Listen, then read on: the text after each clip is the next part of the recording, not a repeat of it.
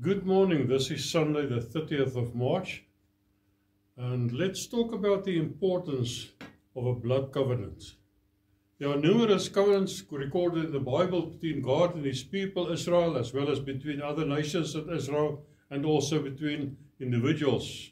The covenants best known are between God and Noah, recorded in Genesis 9, and between God and Abraham, recorded in Genesis 17. In any covenant, blood was involved, and that is why normally it's called the blood covenant.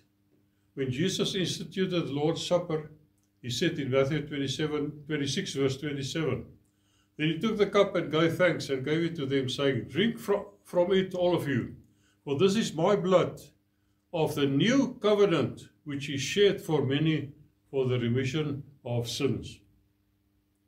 This is an allusion to the first covenant, and the book of it, the law, in other words, being sprinkled with the blood of certain animals, and therefore called the blood of the covenant. Exodus 24 verse 8 says, Moses took the blood, sprinkled it on the people, and said, "This is the blood of the covenant which God has made with you according to all these words."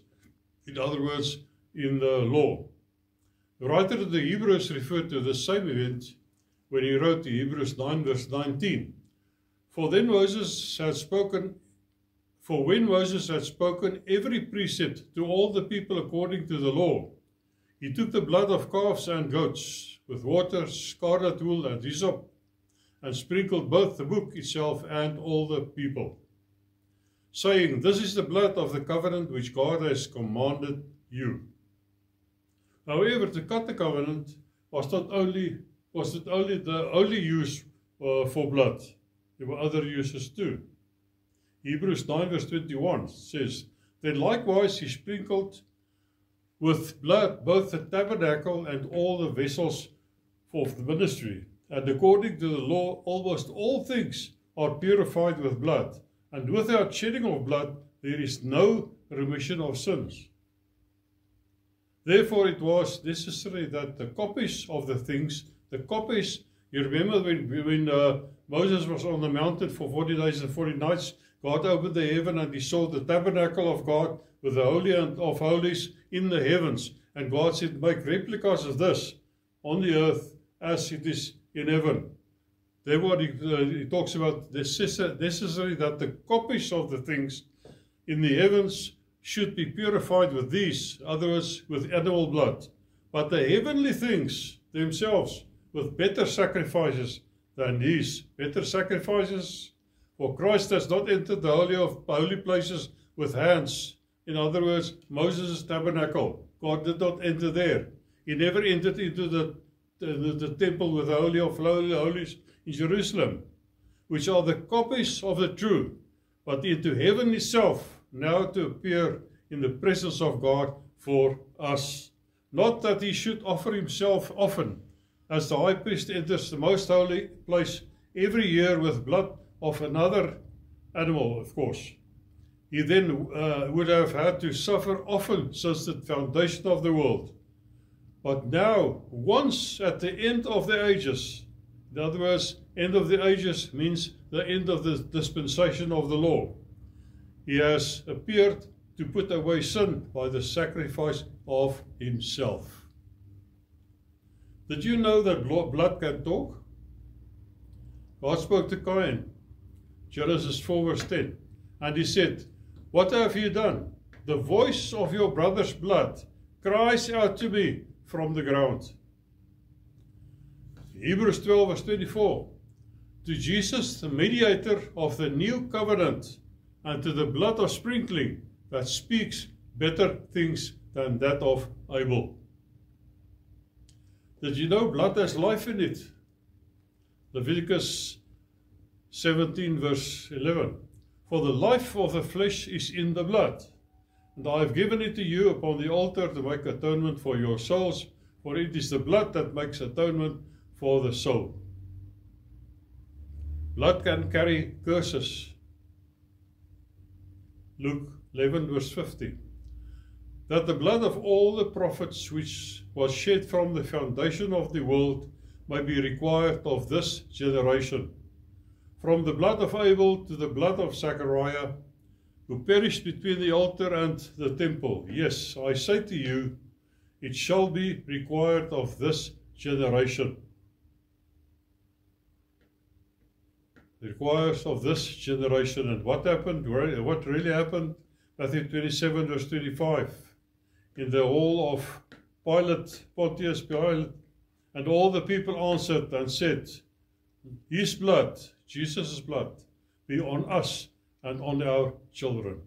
So Jesus said, it shall be required of this generation. And we know that 70 after Christ, Titus came and flattened Jerusalem as well as the temple, and the Jews were dispersed over all the earth. Israel is still paying off on this debt. The cut of covenant was not the only application of blood.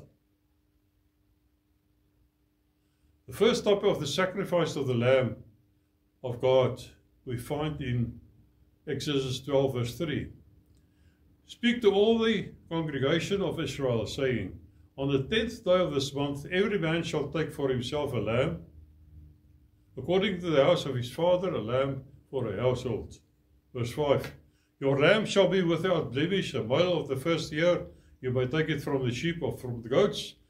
Now you shall keep it until the 14th day of the same month. Then the whole assembly of the congregation of Israel shall kill it at twilight. And they shall take some of the blood and put it on the 2 doorposts and on the lintel of their houses where they eat it. Verse 12. For it will pass through the land, for I will pass through the land of Egypt on that night, and will strike all the firstborn in the land of Egypt, both man and beast, and against all the gods of Egypt I will execute judgment. I am the Lord. Verse 13. Now the blood shall be a sign for you on the houses where you are. And when I see the blood, I will pass over you. And the plague shall not be on you to destroy you when I strike the land of Egypt. Not the angel of death, nor the devil himself can enter anywhere where the blood is applied. The devil is against you day and night, and to resist him, we should be able to apply the blood day and night. Every time you apply the blood of Jesus, you may not feel it, and you may not see it, but something extraordinary happens. Because the blood has a voice, it will say to Satan, pass over. The angel of death was dispatched to go and kill every firstborn male in every house. He did not know to which house he had to go and to which house he not to go. Therefore he went to each house, but there was something that he saw on some of the houses. He saw the blood of the lamb applied to the lintel and to the doorposts. As soon as they saw that blood, he heard the voice saying, pass over.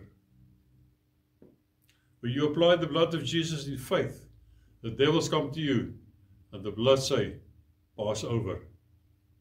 By the blood of Jesus, every evil shall pass over you. The blood is your stronghold. 1 Peter 1 verse 24. All flesh is grass, and all the glory of man as the flower of the grass. The grass withers, and its flower falls away. But the word of the Lord endures forever. Now this is the word which by the gospel was preached to you. The apostle says, all flesh is as grass. When we try to depend on our own strength or lean on the arm of flesh, we always will fail. Zechariah 9 verse 11. As for you also, because of the blood of your covenant, I will set your prisoners free from the waterless pit. Return to the stronghold, you prisoners of hope. Even today I declare that I will restore double to you. Deliverance came to the prisoners by the blood of the covenant. So, he says, just return to the stronghold. Return to your stronghold. You can come out of your bondage by the power of the covenant blood of Jesus Christ. Your stronghold is the blood of Jesus. Do not try to lean on the arm of flesh, that is like grass. The surest foundation and the most powerful stronghold is the blood of Jesus. The Commander-in-Chief of the armies of America is their president. The Commander-in-Chief of the armies of Israel is God. Goliath mocked the Commander-in-Chief of Israel. He mocked God. And then we see in 1 Samuel 17 verse 26. Then David spoke to the men who stood by him, saying, what shall be done for the man who kills this Philistine and takes away the reproach from Israel? For who is this uncircumcised Philistine, that he should defy the armies of the living God? Circumcision was the sign of the covenant. We have a covenant with Almighty God, and this covenant is sealed in the blood of Jesus. Once the covenant is established in the blood, it is irrevocable. You can only get out of it by death. David's faith was in his God, who made a blood covenant with Israel. David was a young man who never handled a sword or a spear. He never went to war. He knew not to fight. He knew how to fight animals, but not to fight men. But the one who is backing him is God. 1 Peter 1 verse 18. Knowing that you were not redeemed by corruptible things like silver or gold, from your aimless conduct received by tradition from your fathers, but with the precious blood of Christ, as of a lamb without blemish and without spot. Remind yourself of the covenant when you face problems, troubles. That's why we take communion, to remind us. David's confidence was in his Lord. Never fear your opposition. Your confidence is not in man. How do you know that God will back you? Because of the blood. Many today do not take advantage of the blood of covenant. We have a relationship with God that cannot be broken. Jesus' blood was not offered on the altar or in the tabernacle of Moses, but it was taken into heaven to be put on the mercy seat in heaven. Therefore, it's an eternal covenant. We have a blood covenant with God, and God will back you up. Our confidence is in the powerful blood of Jesus. 1 Samuel 2 verse 9 says, He will guard the feet of His saints, but the wicked shall be silent in darkness, for by strength no man shall prevail. How can you prevail in your present situation? How will you be an overcomer? How will you be able to live in victory? How will you live in a life of testimony wherein God is glorified? Only by the blood covenant.